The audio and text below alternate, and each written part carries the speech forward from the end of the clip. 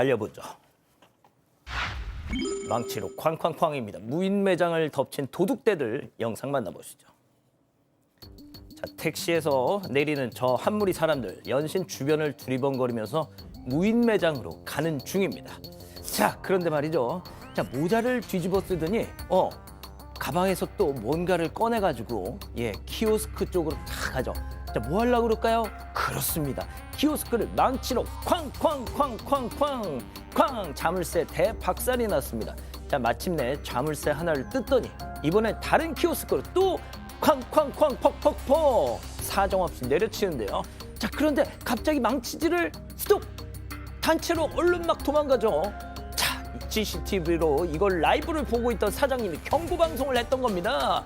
자, 경찰이 출동했어요. 근방을 이리저리 살핀 끝에 저놈들 붙잡는데 성공했습니다. 자, 경고 방송에 36개 줄행랑을 친 거 보니까 딱 봐도 어린 놈들이네. 어린 놈들입니다. 중학생이고요. 15세 정도 됩니다. 지난 12월 9일 날 대전에 있는 한 무인 매장인데요. 이 중학생들로 보인 아이들이 키오스크 자물쇠를 망치로 두들겨면서 절도를 좀 시도했던 상황인데 아마 CCTV나 이 카메라 같은 걸로 사장님이 보고 있었고요. 보고 있으면서 경고를 하니까 바로 도망을 갔습니다. 도망가는 과정에서 경찰을 피하다가 막 도로도 건너기도 하다가 결국은 순서대로 검거가 됐다고 하고요. 이제 15세 아이들이 이제 그런 걸 했는데 알고 보니까 망치하고 이런 것들을 미리 준비했던 것 같습니다. 범행이 좀 계획적인 것으로 보이고 왜 했냐고 하니까 돈이 좀 필요해서 당연히 돈 필요해서 했겠죠. 그런 얘기를 했다고 합니다. 이 15세이기도 하고요. 특수절도 미수나 특수절도 아니면 재물손괴 같은 범죄가 성립하고요. 불구속 송치된 상황입니다. 그렇군요. 다음 이어가죠. 노막 났어요. 아, 이게 대체 무슨 일인지 장유유서의 질서가 붕괴되는 현장 만나보시죠. 부천역에서 몇 번이나 왔는데 여기가 아니라고요. 모르니까 그래, 모르니까. 네가 모르니까!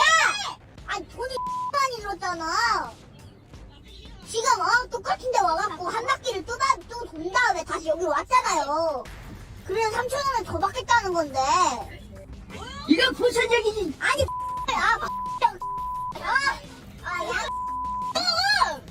니마 여기 아니라고요. 노망 나셨어요? 왜 그러세요? 노망? 네? 가수는 많아요? 네? 노망이래. 네? 노망이요? 노망이 뭐야? 몰라. 노망이냐고? 대가리 없거든요. 자, 저 택시 기사님 손녀뻘 정도 될 나이의 아이들이 저 짓을 하고 있습니다. 교수님. 네, 이 영상 지금 촬영하고 또 본인의 SNS에 올렸어요, 이 아이들이. 그런데 너무너무 놀랍게도 이 아이들의 나이가 지금 만 13세입니다.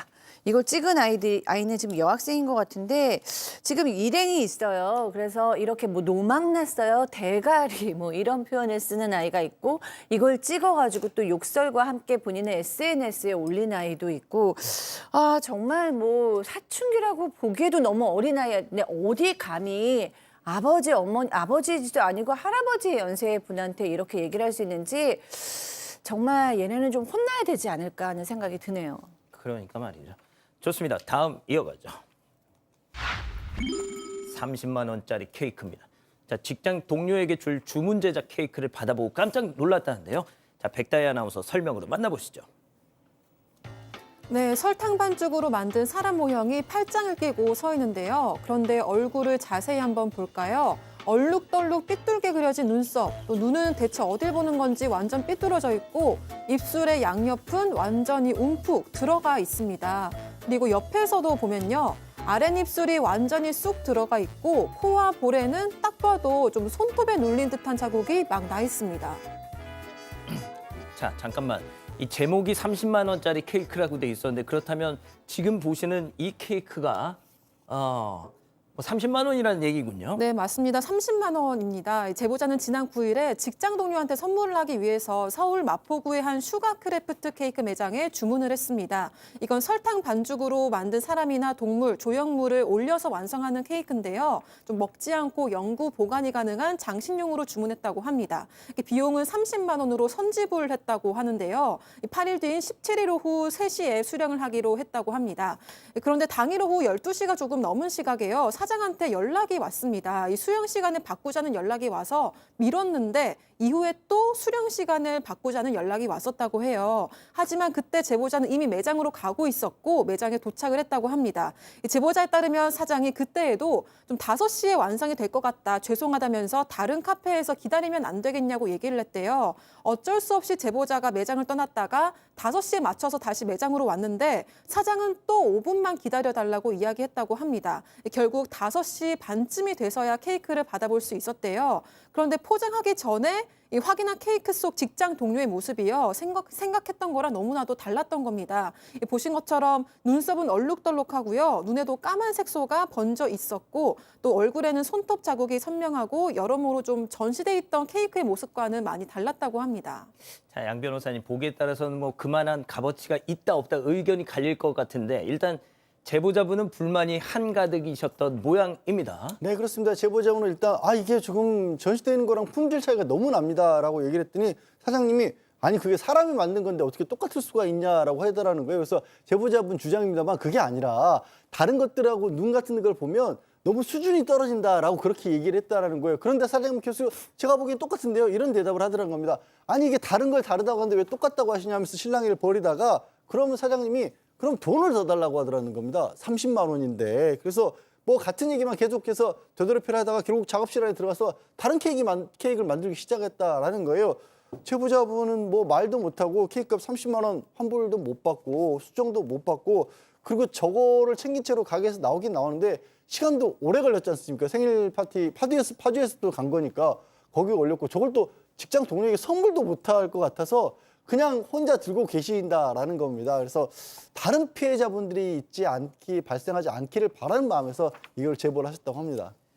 자, 뭐 우리 가족 여러분들 각자 판단해 보셨으면 좋겠네요. 자, 다음 이어가죠. 힐끔 보다가 덥석입니다. 자, 제보 영상 이번에는 양지열 변호사님 설명으로 만나보시죠. 자, 택배 기사분입니다. 물건 실은 수레를 싣고 저쪽으로 사라지는데요. 그때 웬 남성이 나타나서는 택배 기사 쪽을 쭉 살핍니다. 지금 보시죠? 뒤에서 저기로 갔나라고 살펴보다가 누가 오고 갈 때마다 저쪽 눈치를 보다가 또 아래쪽을 살폈다. 주변을 뒷짐을 주고 계속 맴 돌다가 맴 돌다가 자 보세요. 갑자기 자 허리를 어디로 사라졌을까요? 갑자기 허리를 숙입니다. 푹 숙이더니 다시 일어나서 다시 어디로 가는데요. 자, 이 남성 대체 어디로 갔나 했더니 아파트 현관에 등장을 했습니다. 그런데 아까 손이 비어 있었습니다. 근데 떡하니 택배가 있죠. 득템한 겁니다. 아, 박 변호사님 예. 그림이 딱 그려집니다. 그렇죠. 가장 큰 걸 가져온 것 같아요. 작은 게 좋을 게 더 가능성도 높은데 어쨌든 택배 기사가 이 제보자인데요. 지난 18일 오전에 아파트에서 택배를 지금 하면서 분류 작업을 하는 과정에서 거의 다 이제 택배 배달을 다 했는데 하나가 모자라는 걸 확인합니다.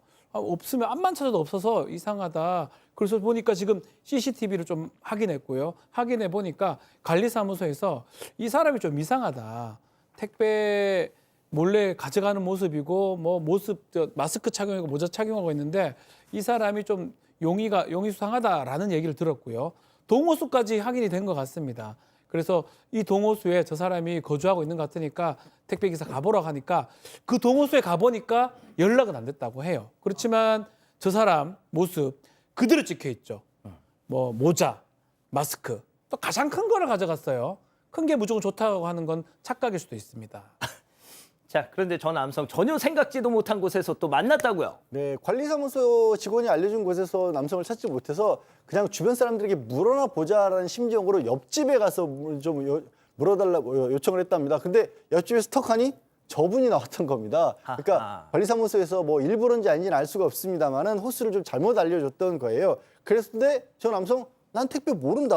계속 잡았다는 바람에 결국 경찰에 신고를 했는데 이 남성이 처음에는 나 안 가져갔다 하다가 가져갔는데 돌려줬다라고 말을 바꾸더랍니다. 에이. 돌려줬다 그러는데 또 이 원래 택배 주인은 못 받았다라고 하고요. 에이. 그렇게 실랑이를 벌이고 있는데 저 남성이 부인이 나와서 어. 알코올성 치매다 남편이 자꾸 그 술 마시고 자꾸 물건을 훔쳐온다 이렇게 하하, 또 부인이 참 하소연을 하더라는 겁니다. 아무튼 문제는요. 또 그 집 안에도 그게 없었대요. 물건이. 그래서 결국 그 택배값 2만 원을 제보자분 택배 기사분이 물어주셨답니다. 아이고. 다른 기사분들 피해 받지 않기를 바라는 마음에서 제보하셨습니다. 알겠습니다. 자, 마지막 사연으로 가보죠. 조카를 상전처럼 모시랍니다. 자, 집단 지성의 판단을 받아보고 싶으시다면서 제보해 주신 사연 함께 들어보시죠. 안녕하세요. 조카를 상전처럼 모시라는 시아버지 때문에 괴로운 30대 여성입니다.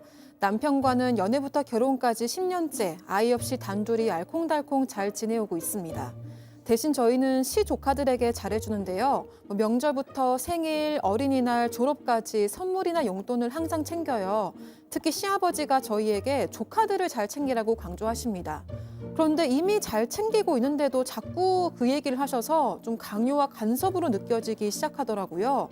그러다가 최근에 저희가 좀 무리하게 집을 샀는데요. 최대한 한 푼이라도 아끼려고 선물이나 용돈을 좀 부득이하게 줄였습니다. 그래도 얼마 전에 시조카가 초등학교 졸업할 때 용돈을 보내줬어요. 그런데 그 다음날 시아버지께서 또 이야기를 꺼내시는 겁니다. 이미 용돈을 보내줬다고 했는데도 너희는 애가 없으니까 지금 잘해야 나중에 조카들 신세도 보고 콩고물이라도 받아먹는다 이런 식으로 한참을 이야기하시더라고요. 게다가 너는 내가 이렇게 말해야 알아먹어 이렇게 무시하는 투로 말씀하셨습니다. 시부모님은 연애할 때부터 저한테 아이 낳지 말고 둘이 여행 다니면서 편하게 살아라고 하셨거든요. 그런데 이제 와서는 아이가 없으니까 조카들한테 잘해서 덕보고 살라고 하시니까 너무 속상했습니다. 이런 시아버지가 이해되시나요? 아, 자, 기다리고 기다리셨던 부처 핸즈업 타임 8천여 분의 우리 가족 여러분들 함께하고 계신데요. 채팅창에 OX로 함께 참여해 보시죠. 먼저 시아버지 박지훈 변호사님입니다. 아이고 아가야 이 타예야 너 지금 이 시애비한테 셔터마우스 하라고 한 거야? 그게 시애비한테 할 소리냐 어이? 네가 네 것들이 손이 없으니까 형님네 애들을 자식 마냥 잘 대주라 이렇게 한 것뿐인데 이게 지금 내 며느리한테 내 고박받을 일이야? 네가 그런 식으로 하있게네 애들이 작은 엄마 얘기를 우습게 하는 거야. 동그라미 박 변호사님 아유, 동그라미. 예. 예. 죄송합니다. 예. 깜짝 놀랐어요. 죄송합니다. 예. 자, 다음은 사연자 며느리 백다희 아나운서. 아니 아버님 제가 시조카들한테 못하면 뭘 얼마나 못했다고 작은 엄마를 우습게 한다느니 그런 말씀을 하시는 거예요? 그리고 솔직히 말씀하세요. 지금 저희 아기 없다고 돌려가게 하시는 거죠? 그쵸? 아이 없어도 저희 잘 살고 있고요. 조카들 덕볼 생각은 1도 없으니까 걱정 마세요 아버님. 돈터치. X. 양 변호사님. 글쎄요, 진짜 사건 반장 사연들을 보면요. 세상이 어떻게 변하거나 말거나 본인 생각만 하시는 분들이 많이 계신 것 같습니다. 자식 덕도 요즘 안 본다고 못 본다고 하는 과정에 무슨 조카 덕을 보라고 하시는 건지 모르겠어요. 그냥 저 작은 며느리죠. 작은 며느리가 조카한테 잘하면 너무 고맙고 그냥 안 해도 될 일 하는 거거든요, 맞습니다. 사실은. 그냥 감사할 줄 아셔야 합니다. 진짜 양 변호사님 말씀하셨지만 교수님 가웬일 하는 거예요. 네, 그러니까요.